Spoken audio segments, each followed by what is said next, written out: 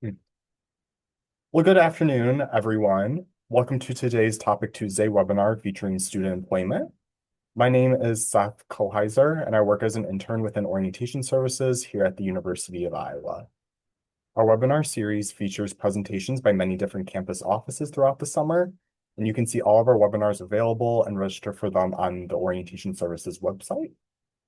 We'll be utilizing the live Q&A feature during this presentation. So if you have a question, please type it into the Q&A chat function and our team will work to answer questions through the chat. There'll also be an opportunity at the end of the presentation where we can have our presenter answer questions live.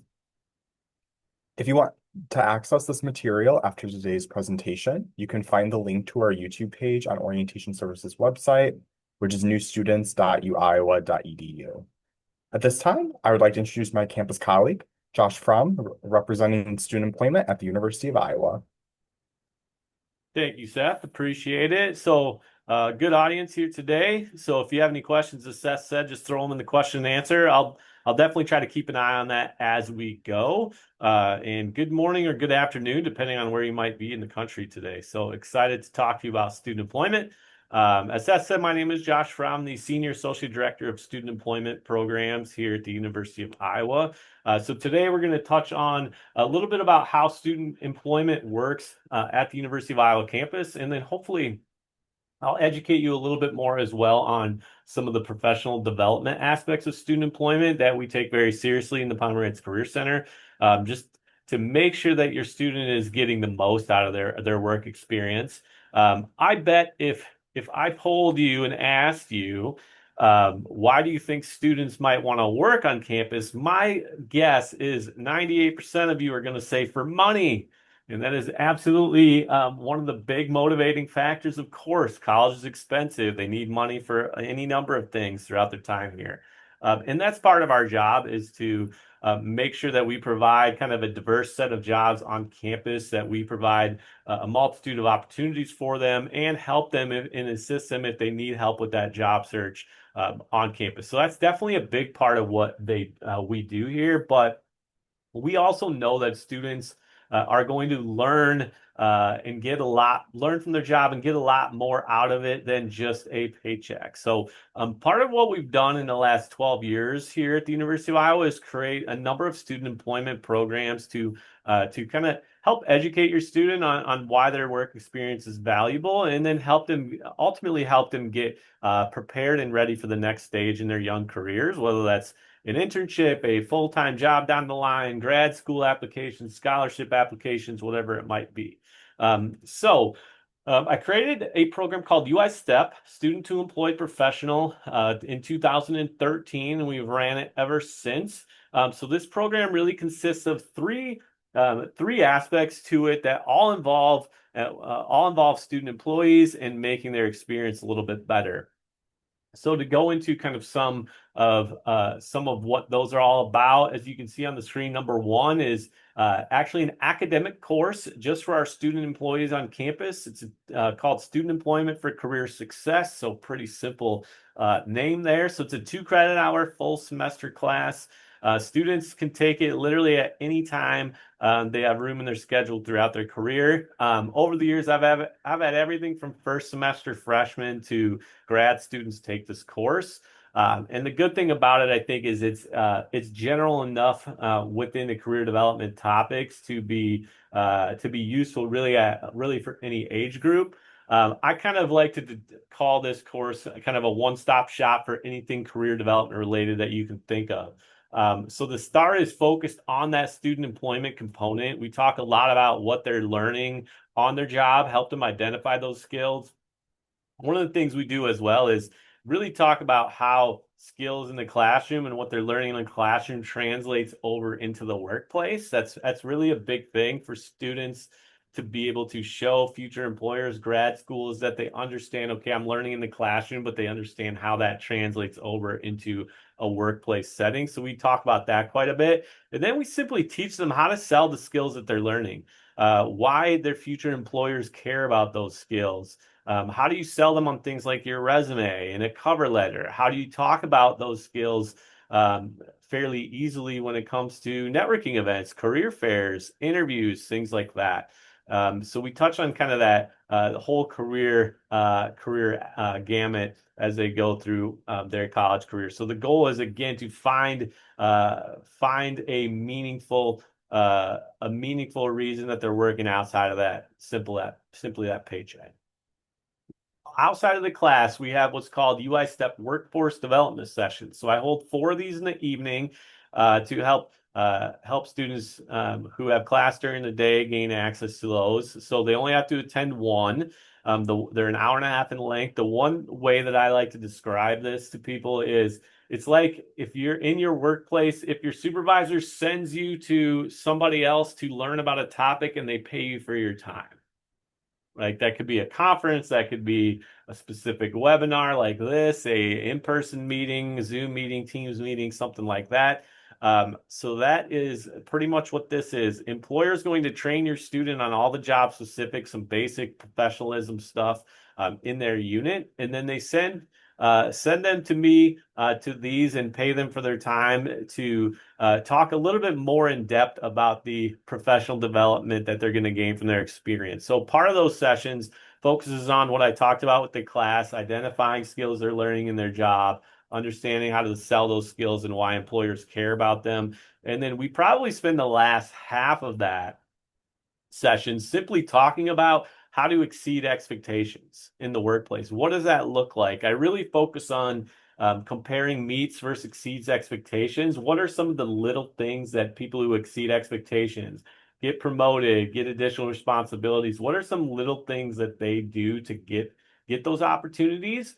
And what habits can you get into now in your part-time job to really show off some of those skills? And I think I really am a firm believer that part-time jobs and your mindset towards them really carry over into your more what people consider serious jobs, those internships, those full-time jobs. I think we can really set students up with good habits now, and that's the goal of these sessions to try to help do that.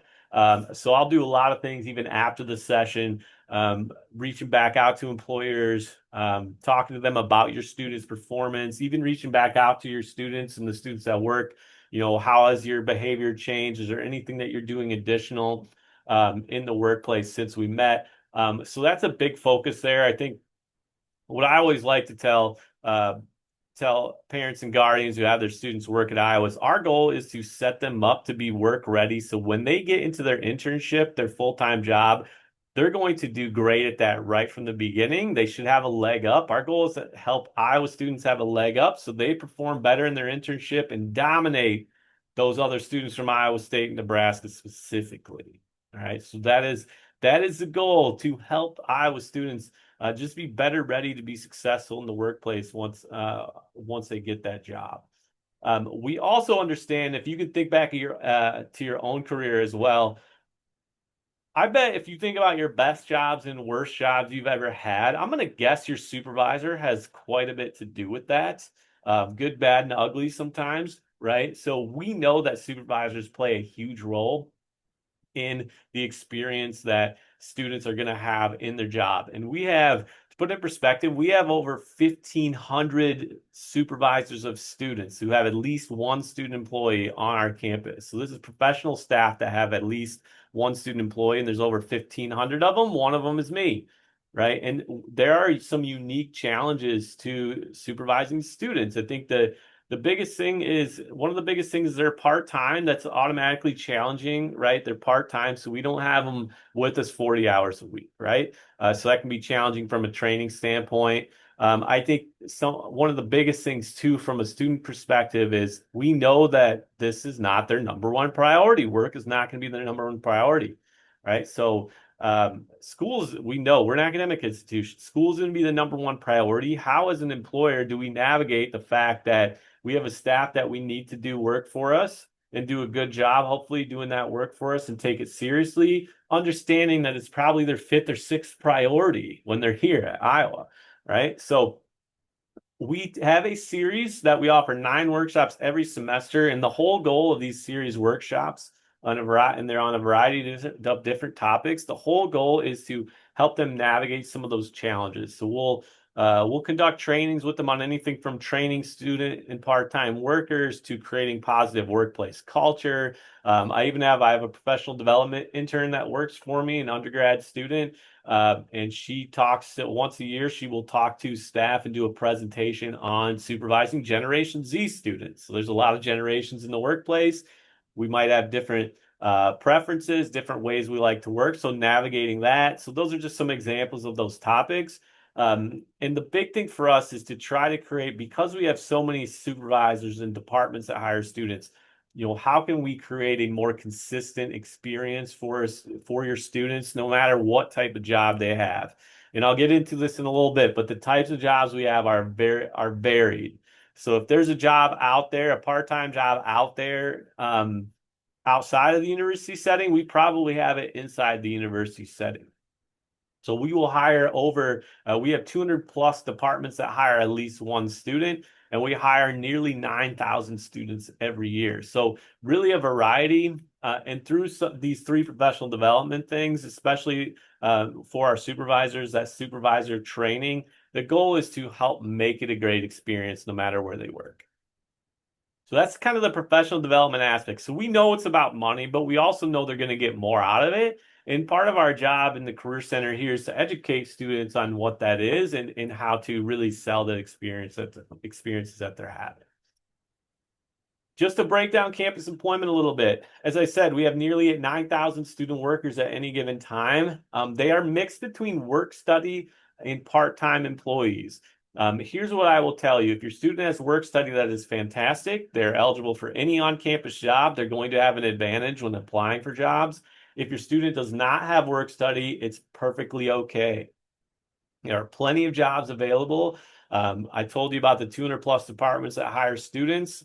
I can count on one hand how many of them require work study to work for them. That means that if they don't have it, they still have a great chance of getting jobs pretty much anywhere on campus. Okay. Whether a student is work study or not, they are going to get paid the same way. So students will often ask me, hey, if I get a job on campus, does the university just put my money towards tuition or room and board? How does it work? Absolutely not. We are not taking your money. Okay. Students earn that money. They're going to get paid just like they would on any part-time job anywhere else. They'll set up a direct deposit with their employer and they'll be paid bi-weekly through that employer. Okay. So that's how they will get paid for their work. One thing you'll see here is jobs range from 1 to 20 hours a week, and I put that wide range because that's literally what it is. Okay, so 20, just to educate you on a state of Iowa law that many people aren't aware of, 20 hours per week on average is a state of Iowa law for full-time students. They cannot work more than that on campus. The reason for that is once you get studies will show both at the University of Iowa and nationwide, if you have a full-time class schedule, once you get over those 20 hours a week, it can get pretty hard academically to keep up. And based on the fact that we're going to value academic performance first over anything else. That's why we do it. When I say one, I literally mean that. So I think one of the big apprehensions for students and parents alike is should my student, and the question they have, should my student work the first semester? And I'm going to tell you why throughout today, why the answer I think is yes. But one of the biggest reasons why is the simple flexibility. So many times what's going to happen if your student applies for a job, they're going to, as an employer, I'm going to ask them how many hours they want to work. They can tell me however many they want. Then I'll say, okay, let's take a look at your class schedule and we figure out how to make it work. So like I've had like in a typical year, if I hire a new student, like I've had a situation where, okay, the student tells me they want 10 to 12 hours per week. And I say, great, that sounds good. We can accommodate that. Let me take a look at your class schedule. I'll see that they have, let's say, for instance, they have classes typically 10 to 2 each day. Okay. Then here's what we'll do. We'll say, okay, come in from 8 to 9:30, go to class, come back at 2:30, stay till 5, boom, there's your 4. I think I'm doing math right? There's your 4 hours. Let's do that 3 days a week. And that's how it will work. Many times too, what an employer's perspective typically is like if we need 20 hours of student work, of part-time work, it usually doesn't matter if they hire one student or five. It really is based on student preferences and availability, right? So that flexibility is there. The reason I always bring that up is you can, as a student, especially starting as they try to get acclimated, starting small is a good way to go. And then as they go through the semester, I think most incoming freshmen are going to realize they have way more time than they think, and then a lot of them will boost up the hours to work, and they have the opportunity typically to do that within each department. The reason I encourage people not to wait too is there's never more jobs than there is in the fall. That's always going to be where the most jobs and the most hiring is going to take place. Now, beginning of spring semester, we'll see a jump as well. And I will tell you though, there's always going to be jobs. Okay. So there'll never be a time if your student does want to wait and that's what you're comfortable with, they can wait. Maybe they want to apply in week 8 or in the second semester. There's always going to be jobs available. They can just be less picky on the types of jobs that are available, right? So if your student too, I always tell this to people in person or on these webinars. If your student ever comes to you and says there's no campus jobs available, that's not true. There's always jobs available, always throughout the year. But there are definitely spots where that availability dips a little bit when it comes to jobs available. So just something to keep in mind. And again, our number one priority is going to be their academics. So our goal is to try to allow them to work in a way that's going to help maximize, yes, the money that they earn, what they're learning on the job, but also their academic performance. Okay. So how much do they get paid? That depends, just like anywhere else, it depends on the job that they're doing. The average wage is a little over 14 right now. The most frequent wage is 12 bucks an hour. So students typically, as the longer they work for an organization, a department, they have the ability to ratchet up those that income a little bit. One of the things I will tell you, doing this presentation 3 years ago, these numbers were 9.50 and 11 bucks an hour. So we've seen a nice increase as inflation's become a big deal the last 3, 4 years. So one of the biggest things that we keep an eye on at the university is, are our jobs on campus paying similar to what our similar community jobs are going to be paying, right? So if somebody makes this amount outside at an organization in the Iowa City area, do they make something similar at the university? And we've been able to stay very competitive in that way. So we're really happy with that. But again, on the job advertising, students and parents are going to be able to see what the income is and the hourly wage is before they apply. All right.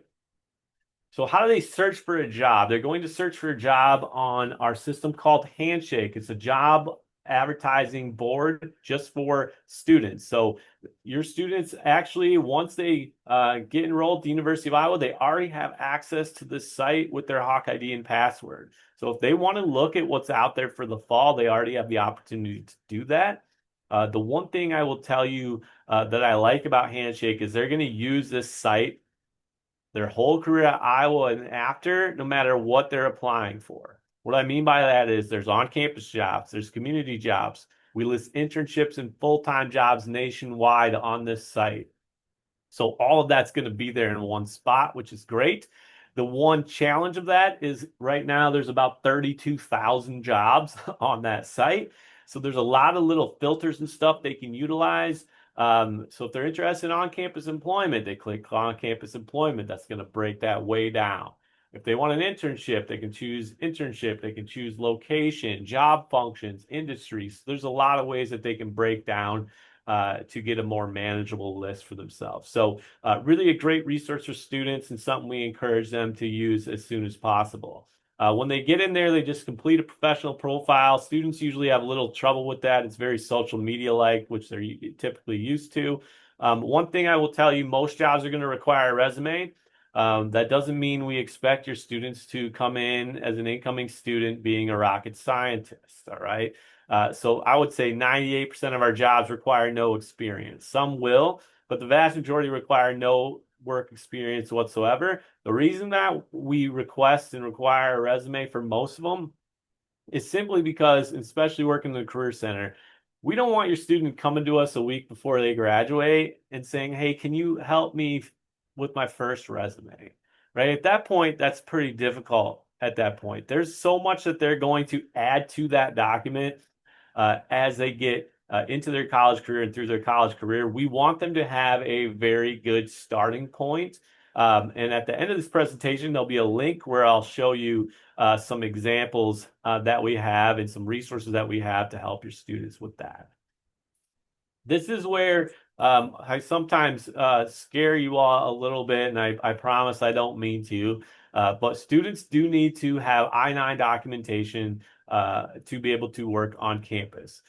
If they have a passport or passport card that works and they are good to go, they just have to show that to their HR representative wherever they're working within 3 days of employment. If they don't have a passport, and they just have a student ID or driver's license, they would then need a social security card or birth certificate, one or the other. And unfortunately, to answer what might be coming into your head, it can't be a copy. It's got to be the actual thing. So that's something where if you're really nervous about giving your student a super important life document to take with them to campus, maybe you help move them in August, help them over the summer, get a job before they get here. Then you can walk with them to that employer before you leave town. Don't even give them that document. Have them put it on file, take it back home to your own safe, right? So just FYI, all joking aside, just FYI, that will be needed within 3 days of employment. So if your student's looking to work, maybe some of you on the webinar are far away from Iowa. Like if it's going to be hard to get those documents to them. So that's something that they'll want to bring with them to campus if they're interested in work. All right. So one of the things I always like to ask in my workforce development, excuse me, one second. I got a question in there about the passport. Yes, passport only is good. So passport will work because it's government issued ID. It's going to have a picture. You're good to go. So one thing I like to ask in the workforce development sessions that I have with students in the evening, I know they're all working or they wouldn't be there. So I'll ask them like, "Hey, you all work on campus. Do you think that working on campus helps your academic performance?" And when I first started asking that, I really didn't know what to expect. But over time, I've done these for almost 12 years now. Over time, it doesn't matter how big or small my audience is, 3/4 of them always say yes. And that kind of shocked me at the beginning because I was like, well, I mean, logically, that doesn't make sense, right? So I'll pick on somebody in the audience. I'll just say, let's say is Ashley. I'll be like, "Ashley, how many hours a week do you work?" They say 10 hours. Okay. Now I'll pose this question to the group and I'll be like, "Well, Ashley works 10 hours, but she says it helps her perform better academically." Logically, that doesn't make sense, right? Because if Ashley wasn't working 10 hours, she would definitely be in her dorm room studying really hard the whole 10 hours. Right? Right? I mean, optimally maybe, but realistically, probably not. So I tell them I was an Iowa grad myself. My first 2 years at Iowa, I didn't work. So I know I'm telling you to have your students work early. I didn't heed my own advice, right? But here's the problem the first 2 years I had. I got really good at a couple things because I didn't know what to do with my time. I got good at PlayStation. I got good at afternoon naps. Okay. So it's, and the reason, so I get serious with them after I tell them that, and I'll say, "Well, most of you raise your hands. Why?" 90% of them will say time management skills, right? So I'm like, okay, elaborate that on that a little bit further. And what they touch on a lot is structure. They're like, "Well, when it's time to go, it makes me create a schedule. I got class from this time, work from this time. It means I got to study here. I got to put time in for fun activities, those types of things." Because if you think about their lives, it makes a lot of sense when you think about it a little bit more critically. When you think about their lives until they get to the University of Iowa, they have in high school, let's say, they have school from 8 to 3. Then they have band practice or sports or whatever they're involved in. Then they come home. If you're really lucky, they have dinner with you. Then they go do homework, hang out with friends, go to sleep. Then the next day, every day is very similar, especially during the week. Then they get to Iowa. Maybe some of them, I don't know if they have their schedules yet, But when they do, I bet you will have a conversation with them where they'll say, "Hey, I have one class on Friday, right? This is awesome." And it is awesome. It's great. They'll have some flexibility there. So let's say they have one class on Friday. I know they're 50 minutes. So let's say it's an hour. Let's say they're very disciplined and sleep 8 hours a night. That's 9 hours. There's 15 hours left in the day.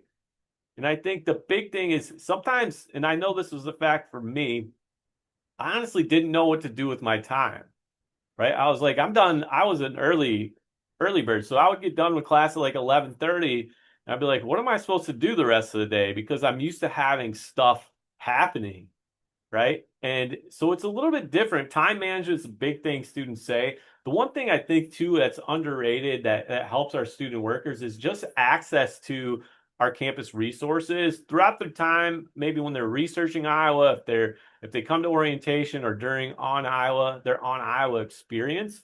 They have the opportunity just to understand a little bit more, and our goal is to educate them more on the resources they have available to them here at Iowa. But there's so many, so it's hard for them to remember everything.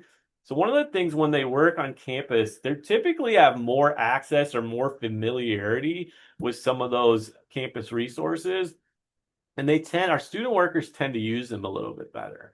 So I think along with that too, a couple of the other things I have listed there, but I just think too that social transition, that impact of the social aspect of things coming to college, being on your own a lot of times for students their first time. Maybe they know people, maybe they don't, but that transition socially can be a little bit difficult. And one of the things that we really stress with our supervisors is to make sure that we're creating a really supportive environment for your students. So one of the things that's really important to us in the Career Center is we every year will look at our campus workers and we make sure our goal is to make sure that they're continuing to get the resources that they need and our policies kind of promote best academic success for them. So we've looked at this as data for 20 years, over 20 years now.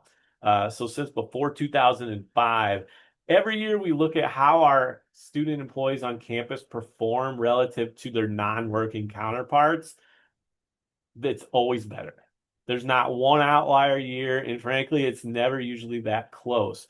So we'll look at GPA differences, we'll look at retention rates, year over year. We'll look at 4 and 6 year graduation rates long term. And in all those categories, our student workers tend to perform better, not tend to, they do perform better in all those categories than their non-working counterparts. GPA is what I think people focus on a lot. Our 2023 freshman class had a 0.12 greater GPA. 2022 is actually a quarter of a point higher, which is pretty crazy when you think about all those students that we're talking about here. So we see that big time positive impact there. And the big thing too within the Career Center, one of the things that we do and part of our job is to talk to employers and grad schools that hire and admit your students after they get done with the University of Iowa. And one of the common themes that we hear now is we're looking for academic success, but we're also looking what have they got involved in outside of the classroom? How are they learning outside of the classroom? Jobs are becoming even more important because of the importance of students being able to show and graduates being able to show that they can take what they've learned in their classroom and their classroom success and really carry it over to the workplace environment. So that's really something that we stress when it comes to providing these opportunities for students.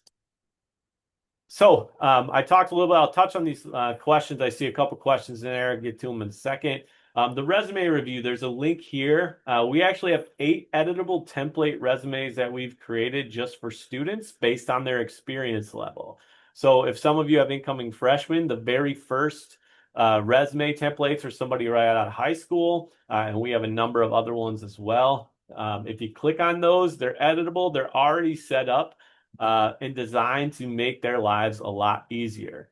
As someone who looks at thousands of resumes a year as part of their job, I will tell you it's easy to tell when somebody's using one of the Google number one top Google templates.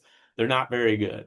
I've looked at all of them that show up when you Google resume templates. They make it a lot harder to edit, and not all of them are specifically meant for students. So these are all created specifically for your student based on the amount of experience and age that they are. If you want any more information about the UI step programming I talked about at the beginning, there's a link there. The one thing I will tell you too, that's not listed on here is we do have a job fair just for our campus employers the first Wednesday of class. It goes from 11 to 2 the first Wednesday of class. Students tend to like this event because it's they don't have to dress up for it. So it's casual. All they need is their class schedule. So they can come from class, talk to any employers they want. A lot of our employers will do mini interviews, take applications and hire right at that event. So fantastic event if your student is still looking for work once they get here. All right. So let me tackle these questions first.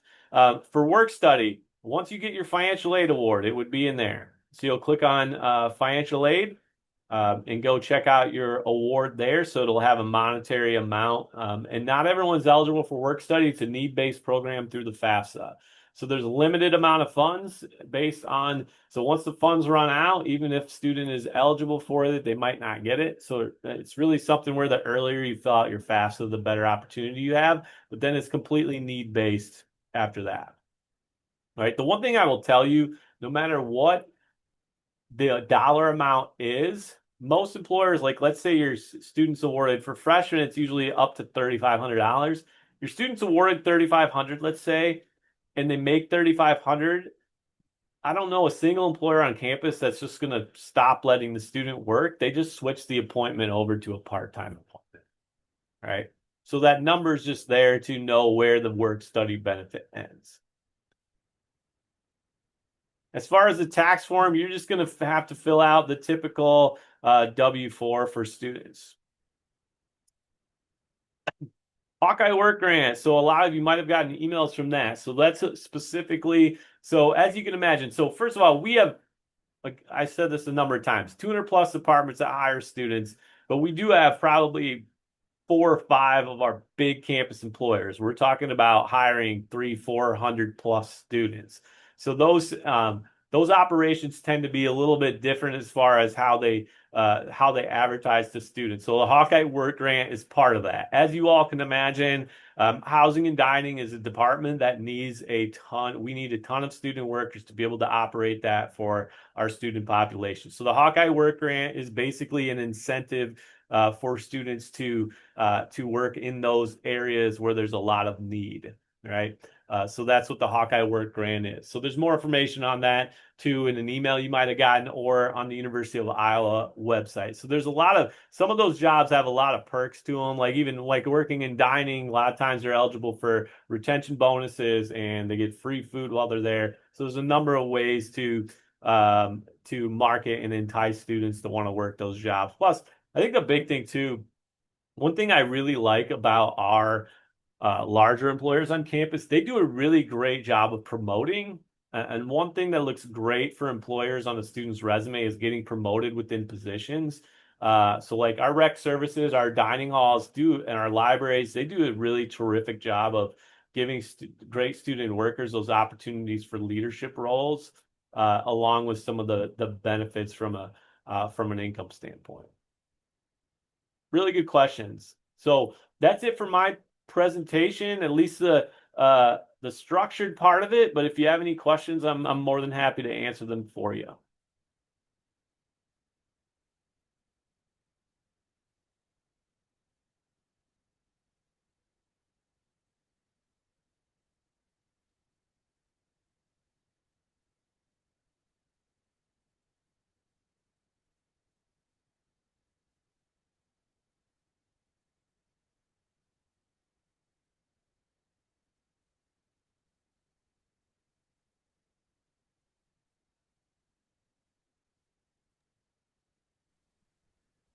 Last call. Any questions at all on student employment?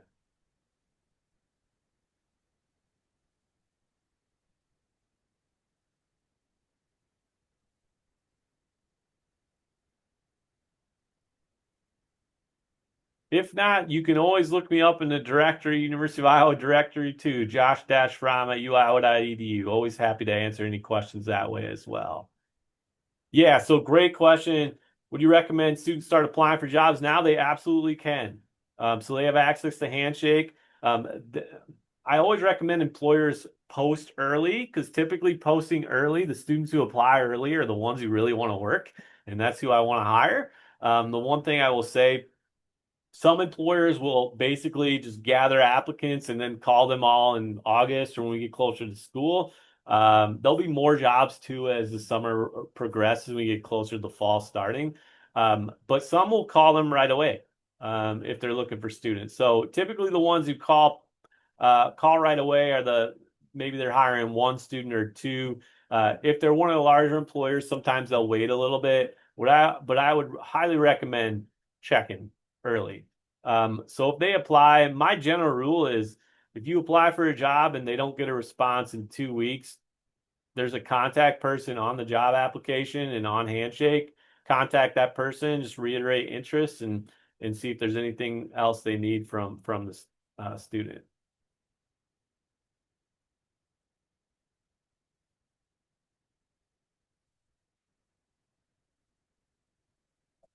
Yeah, great question. International students are eligible for jobs, but just on campus, so they have to be University of Iowa affiliated. So as long as they are University of Iowa jobs, they can apply for jobs once they reach campus. Yeah, so once they're hired, they will before basically they'll be asked about I-9 documentation when they're hired, and that'll be an appointment with the HR representative from that individual department, and that's when you will they will show that document. So they have within, if they are hired, they have within 3 days. If they say, "Oh, I have it, but I didn't bring it today," they have 3 days once they're technically starting employment to produce that document.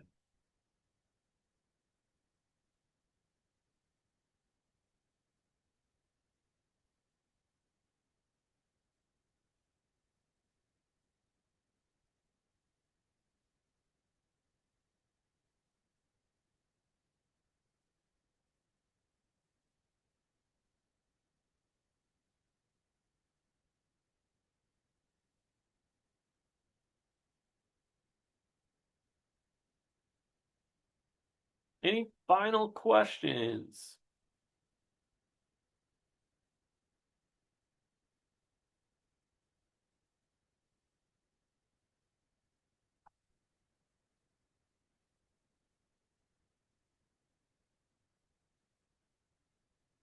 All right, Seth, any reminders from your end? Of Yes.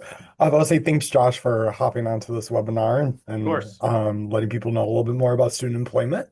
Um, as a reminder, this content can be accessed on Orientation Services YouTube page, which can be found through our website, newstudents.uiowa.edu. Again, that is newstudents.uiowa.edu.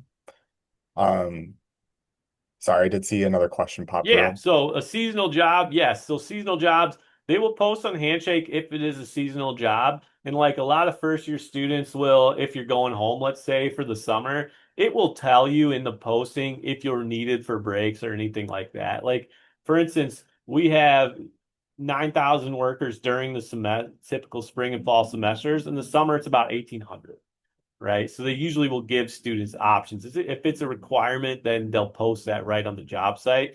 If you have a seasonal job, yeah, you would just want to plan ahead and start once that gets closer to the end, you'll want to apply for more jobs. Most jobs are not going to be just like they're going to be continuous appointment, meaning you're you're going to work there until you graduate unless you want something different, right? You're always allowed to move jobs if there's a better opportunity, but most jobs are going to be that way.